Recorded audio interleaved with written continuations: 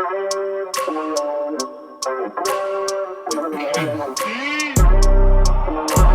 wake up every minute with a fever dreams. I put the mind to a limit where it needs to be. I work blind, got vision I don't need to see. I'm picking mind over matter, I believe in me. I need to find more hours in the day to breathe. Need to find more power in the way I be. And when my mind turns out with the painful scenes, I need to scream out loud, I can't stop me. I wanna be the greatest like Rocky. You know I leave them all hating like a hobby. I'm out here making moves like a lobby. And if you ain't with me, it's you lost, see. I got my mind on the facts, I'm a python, grab what I like real fast. Choke until I have everything I attack, everything that I lack, everything that I want, and I see, matter of fact. Cause I'm my own worst enemy. Only if I let it be. I can control anything if I can just think carefully. I control my destiny. Deep up in my mind I manifest it. Every morning I wake up obsessed and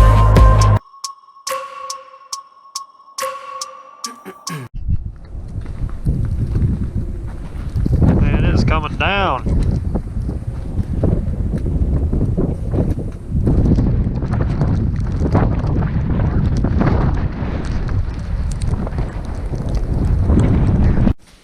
So today we got some quick updates, shop related, future.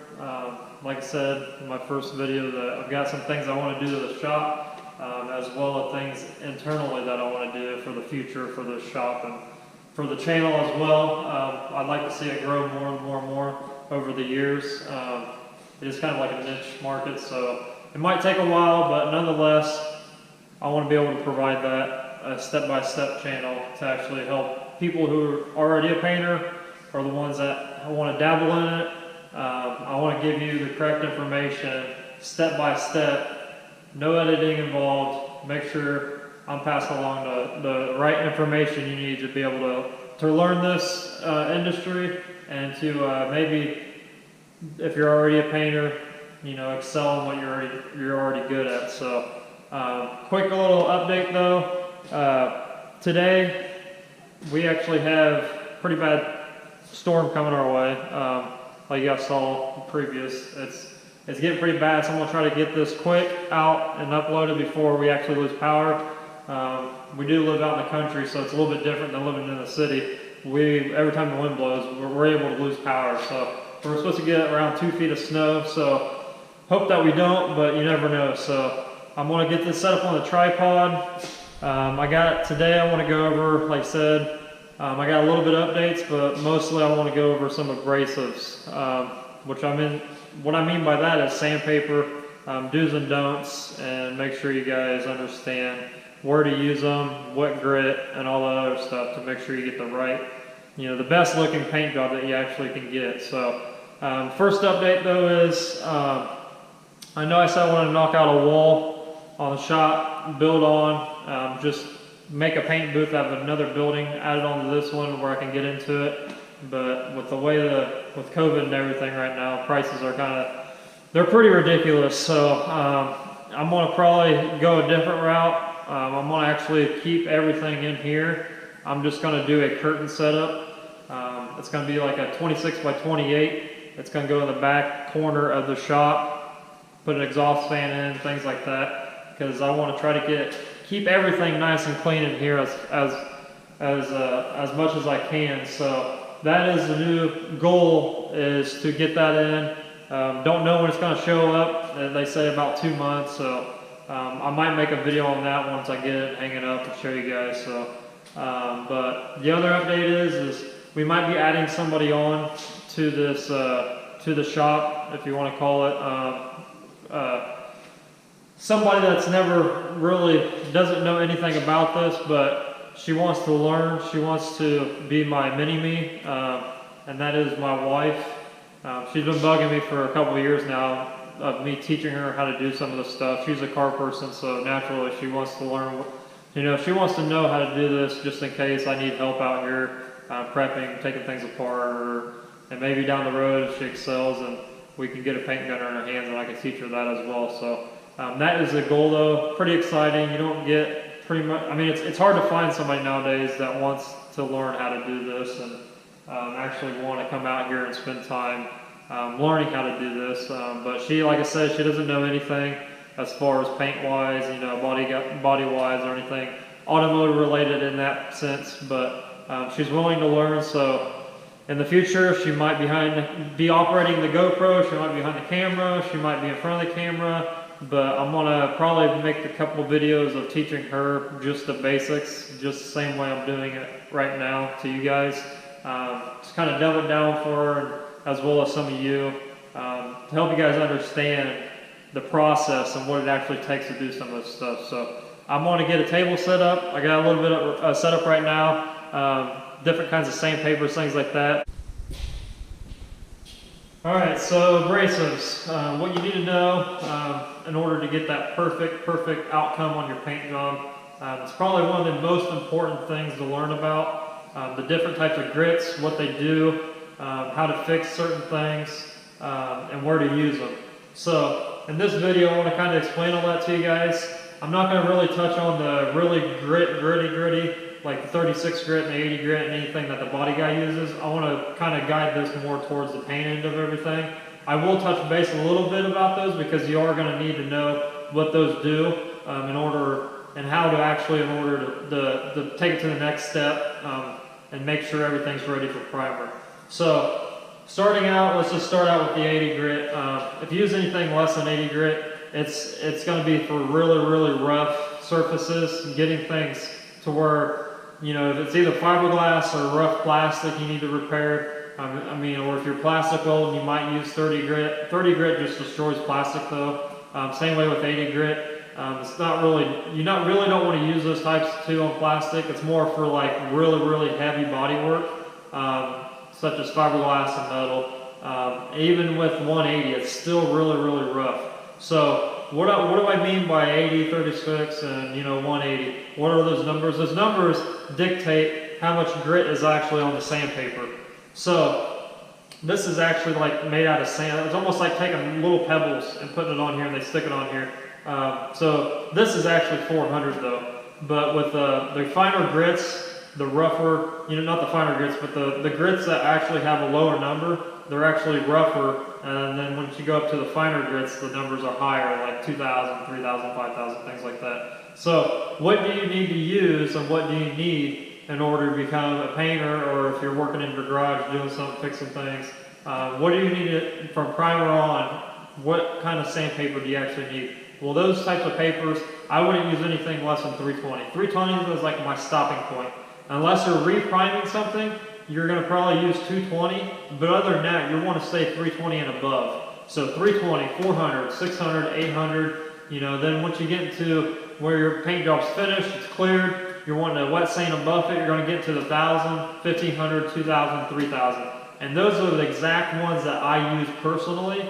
I know most guys are afraid to skip by hundreds. They do make a lot of different kinds of different numbers as far as grits go. But I just use a 320, 400, 600, 800, 1,000, 1,500, 2,000, 3,000. So 320, where would I use that? So once I get something, if something that needs prime, let's say the bodywork's already done, feather edged, everything's ready for primer. So what I do with that, I would prime it obviously, let it sit, and then once it cures, you're going to take your 320 and then you're actually going to block it down. Now, they do make different types of blocks. They make different types of sandpaper for different types of blocks. So depending on what type of block and sandpaper you're looking at, they've got different options. You can either go the hook it route, which is like the Velcro, you just stick it on and it sticks. That's the hook it. You can either go with that or just the stick it, which is pretty much it's just like glue. It just stucks right onto your block. Most people nowadays, they just use the hook it because it's easier. And they also just use some where the block actually clamps onto the sandpaper where it doesn't have any backing at all. That's kind of like an old school type of sandpaper. You really don't need that anymore. So the hook it is the number one that I've seen in most shops. And the brand that most people use is a 3M Purple. That's the most popular because, it's the most expensive too. If you're buying it by the box, you buy a box of 50, it's going to be 70, 80 bucks depending on what grit. Every grit is different just because of the production, the value of it. Obviously, the finer grits are going to be more expensive. So, once you get everything primed and blocked, what would you do next? Well, then I would take my 400. The 400 is going to clean up what it's going to do. It's going to clean up the 320 scratches. It's going to minimize those little hooks that you see in the panel that you're creating the scratches in. It's going to completely erase those. Now, going back to the 320, you don't want to just finish out with your block. You want to actually use, these are actually DA paper, so you actually want to get your DA and you actually want to feather edge every single layer that you do. Because if you just leave it in block form, when you get done with your paint job and it shrinks back, you're going to see those scratches. So what you want to do is to get on a DA, and the DA, the way it moves and the way it jitters, it's going to kind of make a cleaner line. It's going to actually erase those hand block marks for you. And that's where a lot of people don't understand. When I first started into this, they would make primers that was so thick that you could bury bodywork in 80 grit. Nowadays, the body guy needs to finish everything out in either 220 or 320. I always recommend 320 on the DA because the once you get to the 400 stage, the 400 grit, you're going to do the exact same thing. I always take it, hand block it, even though you just took 320 on a DA and sanded it and smoothed it out. You can actually, if you're going to seal it, you can get away with sealing it and then putting your paint right over that and then your clear right over that. But I always like to go higher up just because I like to make my panel as smooth as I can without making it too smooth, if that makes sense. So I'll take it from 400, do the same thing like I did with the 320, erase those 320 scratches, get rid of them. That way if I am using material that does shrink back a lot or a primer that shrinks back a lot, I won't see it down the road. So I'll take a 400, go to the 600, and I'll do the same exact thing. I know I'm crazy when I say this, but I'll block it down again, and I'll take a DA and I'll kind of feather edge around it as well as on my block marks that I do in 400. So it makes everything really, really, really smooth. Now I don't want to go, you really don't want to go any higher than 600, especially when you're going to paint or if you're going to the sealer, just because you want that mechanical bond in there. You want that paint to adhere to that. And if you go any higher, I know a lot of guys will do like show cars in 1,000 and things like that and go to paint and sealer or whatever. But for me personally, I like to stop at 600. Then it's ready to clean up, tape up, put it in the booth, go with your sealer, shoot your sealer on there, then your base, and then your clear. I've never had any issues doing it this way, and it's really, really fast, and it prevents anything happening down the road. Because like here, there's a lot of companies that create products, they say that it doesn't shrink. But if you want to be honest, I've never seen anything not shrink. The shrinkage is very minimal in some products. Some companies do make stuff that the shrinkage is barely to none. But most of the products that you're probably going to see, and you're going to probably buy, especially cheaper stuff. The cheaper that is, the thinner it is, it's going to shrink back like crazy on you. So this will actually help you to minimal the shrinkage, because what paint does is when it dries, it shrinks, right? So, especially clear. Clear and primer are probably your two worst enemies on shrinking, because once it dries, it gets thinner and thinner and thinner, and that's what we call shrinking. So anything that's behind that filler, or behind that primer, and behind that clear, down the road, especially if the car sits out in the sun's going to get to it and shrink it even more, then you're going to see every little nook and cranny beyond that point. And that's what you're trying to erase that by doing this way. So that's kind of how I do it. Like I said, I've never had any issues.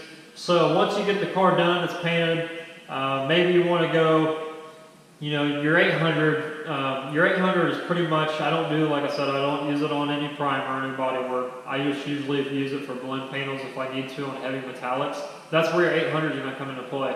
It's really good for blend purposes. You can even go to 1,000 with the blend too as well. I've done that as well. If it's really, really heavy metallic, it just creates that finer scratch in that panel that metallic lays in there perfect.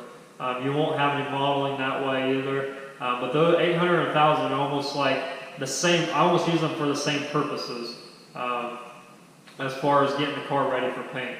So let's say you got the car painted. All right, everything, it's baked for 50 minutes or 150 degrees. It's Saturday or whatever, and you need to buff it. You know, that clear's got a little bit of dirt nibs in it that you need to buff out. What would you do? So that's when you go to you know, I've got a kind of like I mean, it's a rule to myself that I never try, I hardly try to use 1,000 on dirt nibs unless it's like really, really hairy and it's really, really gnarly.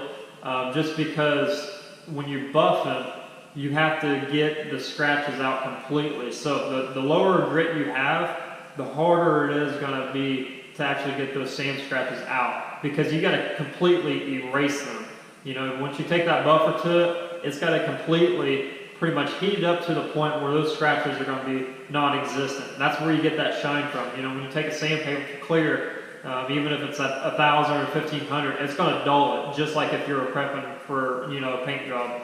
It's going to dull it completely out. So in order to bring that shine back to it, you have to get it to the point of where you're going to have to get it hot enough and buff it to where it actually comes out all the way.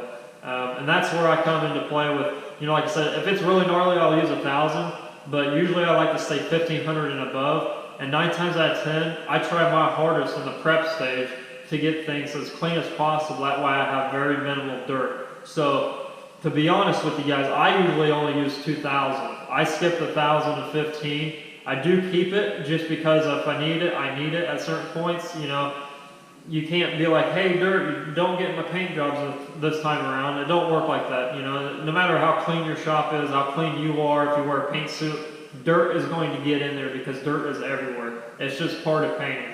There's very little, I mean, there's very few and far times where I've gotten a paint job where it's so perfect that I don't need to buff it at all. There's always going to be something in it that you're going to have to get out. So I always try to stay with 2,000 only. Just because it's easier for me, it's faster for me, and it's worked for over 10 years for me. So that's just kind of like, it's just what I've had, you know, installed in me from the get-go. Is, you know, I've learned these techniques and what each thing's going to do for me, and to the point I've refined it so well that I can actually speed things up by skipping some steps in order to create something that's going to get the car done and get it out faster. So that's just me though. If you're, I mean, starting out, I would honestly go, I'd probably go with the 1,500, just because it's going to be easier to sand it. It's going to get it out quicker, and then you can go to 2,000, you know, sand it out, and everything from now is all used on a DA unless you're blocking it. But you don't really need to block any of the dirt nibs out. I always use a DA, because when you block, and if you block it with your finger, I see this all the time. If you use your fingers, either way you're blocking clear or you're blocking primer, that people will use their fingertips and they'll finger it. And we have a saying with that, but I won't say it because YouTube might get me. But you will create a valley in there, because what you're doing, the sandpaper is taking layers off. That's essentially what you're doing. You're taking the top layer off and getting it down to where it's smooth. So once you finger it, you're creating a valley in that panel or whatever you're sanding.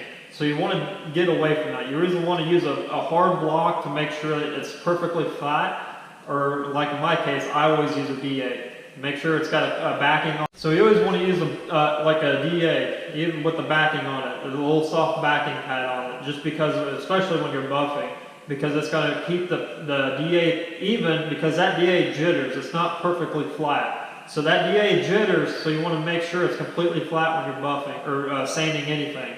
I mean, that goes with doing, you know, primer and anything, you're getting anything ready for paint. You don't want to dig into the panel because you will create grooves into it. So with the 2,000, after I get done with the 2,000, I'll step it up and I'll go to the 3,000. Now, 3,000, I do a little bit different. It's not like, it is a 3M product, but it's not the same as this purple paper. The 3,000 is kind of like a softer, foamy type of pad. It is still hook it. You can still hook it on the back, but it is meant to be used with water. You want to get kind of like a water bottle, fill it with water and soap. I always put a little bit of soap in with my water just because it doesn't clog the paper as fast and it keeps it nice and clean. That's one trick that you need to know in order to get this done, and whether, you know, you're gonna see results, because you're not gonna be washing out your pad every 5 seconds because it's gummed up. Throw some soap in there. it helps out a ton. I mean, it helps out. It's night and day difference.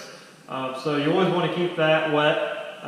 And then what you're going to do is you're going to go over those 2,000 sand scratches that you just put in that panel to buff. What's that going to do is it's going to make it even finer. It's going to make it so fine to where that shine's going to start coming back to you. And then once you get done with that, that's kind of where I stop on the grits. A lot of guys, if you're doing show cars, some guys will go up to 5,000. Now to me, there's sometimes some products out there where you can buff, you know, the clears are so good that you can buff it with 2,000 grit.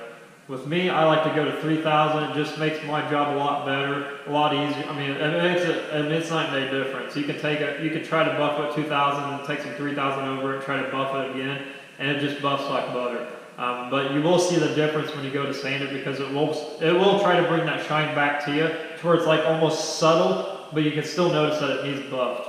And that's kind of where I stop. A lot of show car guys will go to the 5,000 grit, things like that. To me, that's a little excessive. But if you are doing like a really high-end car, I can see why they do it, because it makes it to where it's a lot easier to buff, especially when you're doing a whole car, because buffing takes a shit ton of time. I'm not kidding you, like my car behind me, once I got it sanded flat and buffed, I probably had a good week just in buffing it.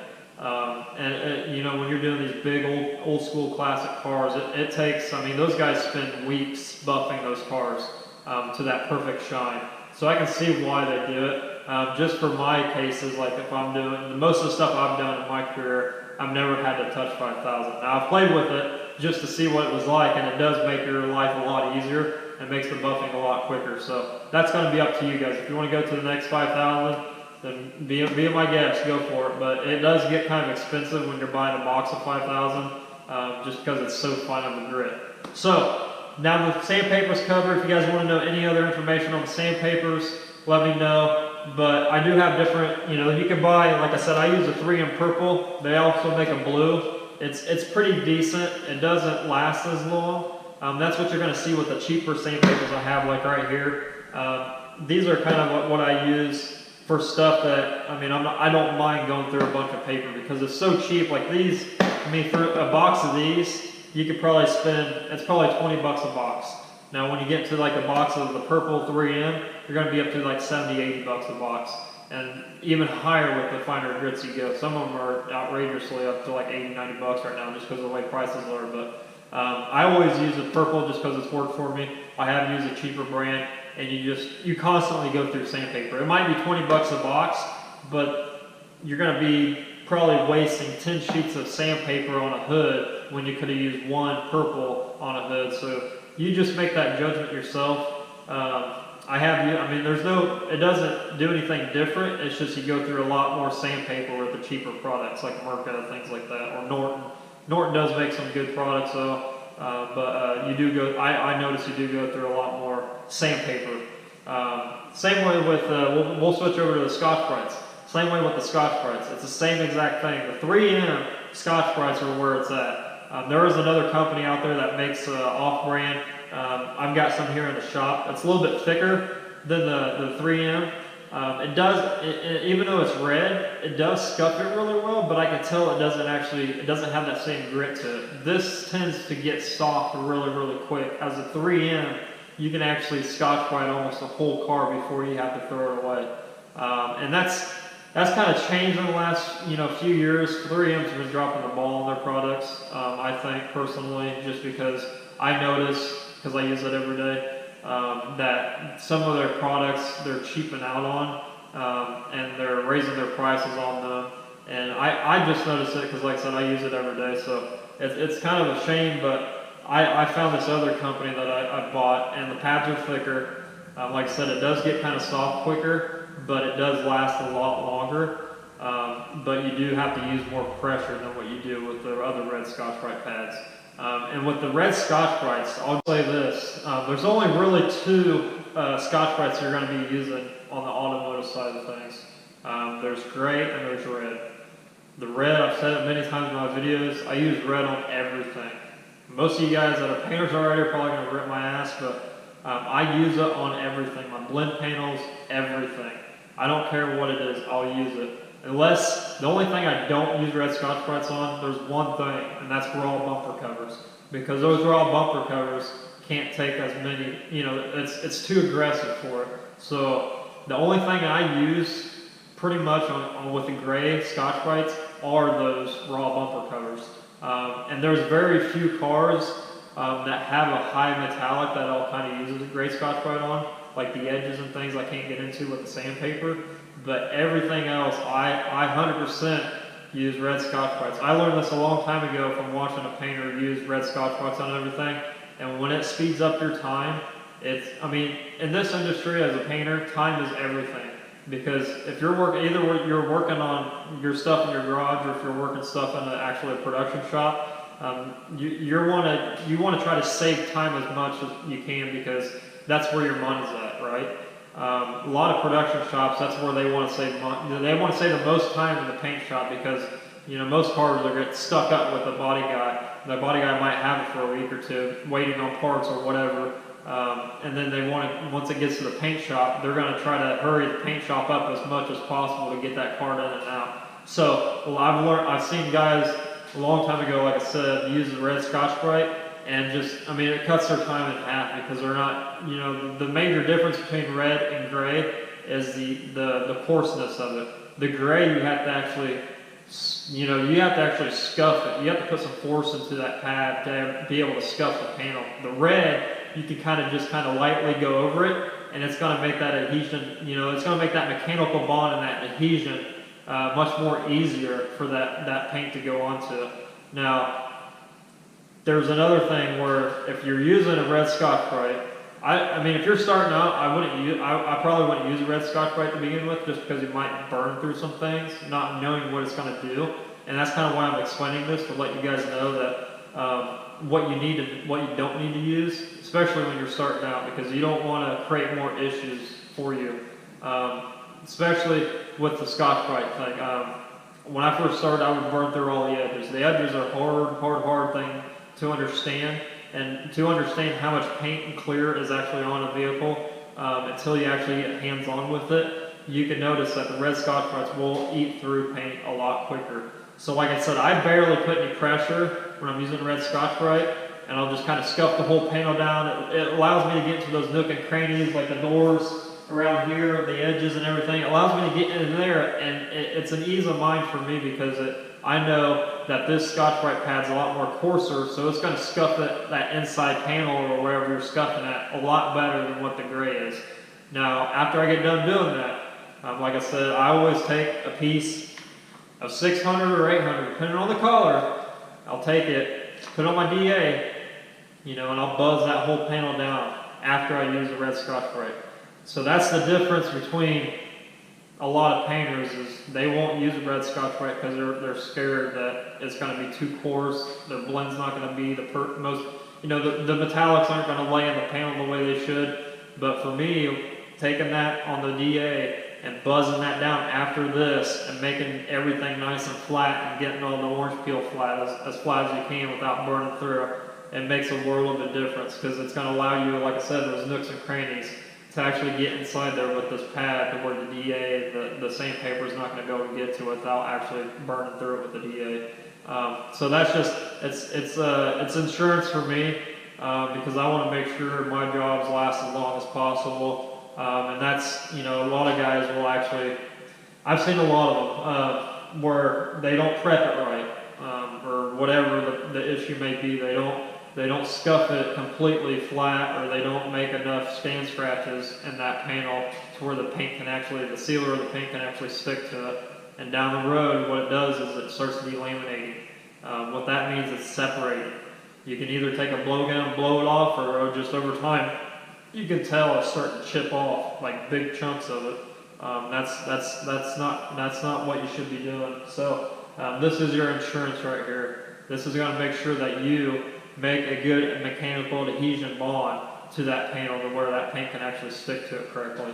But other than that, that's pretty much everything that I use for being a painter. There's not, I mean, obviously if you're a body guy, there's a lot more different techniques, a lot more different types of sandpaper to use, different grits, things like that. But as far as a painter, you want to stay above 320. You know, 320 is my threshold, like I said, unless you're actually going to sand it back down and re-primer something or re-block it. 220 is my max, just because I know what it does. You know, you probably won't understand until you get hands-on with the stuff. See, I can teach you guys, I can sit here and tell you guys all day long what to use and how to use it, but until you get it in your hand, you're not going to fully understand until you actually do it. So don't be afraid to go out there and try something. You know, I suggest grabbing a panel, scuff it up, you know, starting with the red Scotch-Brite, moving on to the 600 on a DA with the foam backing pad, and just get it in your hand. And don't be afraid to burn through it, because once you get to these jobs where they're actually jobs, you want to be as comfortable as possible, because this day and age everybody talks, but nobody can walk the walk. So. And that's the biggest separation between people and the people that want to try to learn this stuff is, you know, everybody says they're a painter, but technically those people are just applicators. So the real painters can actually, they understand what's going on at each step. You know, they understand what each type of sandpaper is going to do for them, and they know how to use it. So it's not just the painting, you know, just picking up, just because you got a paint gun and you know how to spray color on or whatever, does not make you a painter. It makes you an applicator. Anybody can be an applicator. Being a painter, it's so much more than just spraying that paint. Being a painter is far beyond just spraying the paint. You got the best painters out there are the best preppers, and I've always said that, and that's just what I fully believe. Because, like I said, I mean, anybody can be an applicator. The way you want to excel at is you want to learn how to use the products. You want to understand the products, what they're going to do for you. If you get, you know, if you screw up in the booth while you're actually spraying, how are you going to fix it? You need to understand what each type of sandpaper is going to be able to do for you at that certain point. Because if you get say you get a run in your sealer, you're going to take 320 to it? Probably not. You're probably going to get 600 or 800, depending on what color you have in your gun, because you don't want to burn through that sealer and have to reseal it again. So it's just little things like that, especially with like clear and things like if you get a run in the clear, it happens. The best painters get runs. The runs in dirt is not the end all be all. I mean, that run's got to be like Niagara Falls. If it's going to ruin your paint job, you got to start over again. But like I said, that's the difference between painters and applicators. We know what to do at each step in order to prevent anything else from happening, and how to fix that stuff fast. Because, like I said, time is money in this industry. If you're sitting here working on a hood for 5 or 6 weeks, you know, you're not going to make any money. And the customer always is going to be complaining about your quality and your work ethic. So you want to get into a motion where you're comfortable using everything. You're able to move to the next step as fast as possible, but doing it correctly and getting that car in and out as fast as you can. And that's pretty much where this stuff comes into play at. Sandpaper is probably, like I said, it's the most important thing in your paint shop. It allows you to make that paint the way it is, if that makes sense. It's just not the paint. You know, we don't just go in the booth and spray, you know, color over a car and clear over a car and it's magically flawless. No, the prepping is what takes the most time. And a lot of people don't understand that. And that's kind of why I wanted to make this channel to begin with, because I run into it every day. People just don't understand what kind of labor it takes and what's involved in doing this type of stuff. Because, you know, I make it seem easy, and I get that all the time, but you got to understand, I've been doing this for like 16 years. So I've had my days of my screw-ups. They're long and gone. Now, I'm not saying I don't screw up now. It's just very few and far between. So it's going to take some learning. It's going to take some time to where you get comfortable using this stuff. But you stick with it. Like I said, it's really rewarding. But the first thing you need to do is learn your products. Learn everything about them. You know, when I first started, I dug deep into this stuff. You know, I was pretty much obsessed with everything about paint. So I dug deep. I lived it, breathed it, and ate it, and slept with it every day of my life. just so I can become the best of the best that I can be. That's just how I am. Once I get obsessed with something, I want to know every little nook and cranny about it, the ins and outs, and that's just how I became to where I'm successful today because of that, and because of the people I've been around that have taught me, and the things that I've learned from everybody else. So also be a sponge. You know, not everybody's going to have the right information.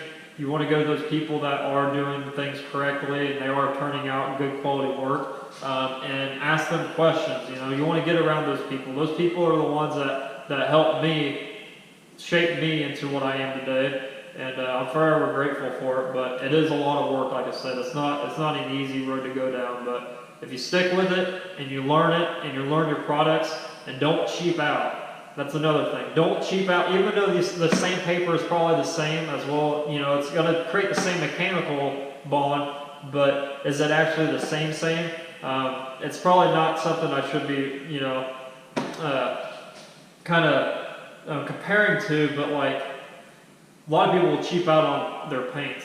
You know, and then they'll have issues down the road. They're saying, oh, you know, the guy didn't prep it good enough. The guy didn't do this good enough. That's why it looks like this. It's not that. It's because you cheaped out on your paint. Don't cheap out on your paint. Don't cheap out on your products. And don't cheap out on your equipment. And the equipment thing, I can go over, you know, what I use, how I use it in another video. I want to try to get this video out as soon as possible, so I'm going to try to make it short and sweet. It's kind of getting kind of long right here, but those are the things you don't want to cheap out on. Just because I've been there, I've cheaped out on certain stuff when I was younger, trying to, you know, because I didn't have the money to do this stuff when I first started, so I cheaped out on a lot of things, and that created more headaches for me in the long run. And I learned the hard way over because of that, and it took me a very long time to actually, you know, pick myself back up and learn it the way that I do it today. And it's a lot of time. It's not something you're going to learn overnight. You know, there are very few and far between people that are really good at doing this, that have learned it really quickly. The average person is probably not going to learn it in the next couple of years. It's going to probably take you 5 years to actually learn everything about how to do paint work. But that's why I'm here, to kind of help you speed up that process, get you guys to where you understand where these guys are coming from that you guys watch online, or if you see pictures, you know, those guys that create that crazy artwork kind of like this stuff doesn't happen overnight. This stuff happens in months, sometimes years. You know, a lot of those guys have those cars for half a year to a year, creating graphics on it, things like that. And they're very skilled at what they do, but they've been doing it for years. You know, it's all, to me, you can learn anything in this world, no matter how much, you know, it's all about time. You know, how much time you're willing to invest in this stuff. You can do anything in this entire world you want to if you invest all your time into it. You don't need to be a master of everything, you just need to be a master of one thing. And my one thing is paint. So that's where I'm going to end this video today. The next video should be up shortly, depending on the weather, like I said. But I'm going to end it right here. See you guys next time.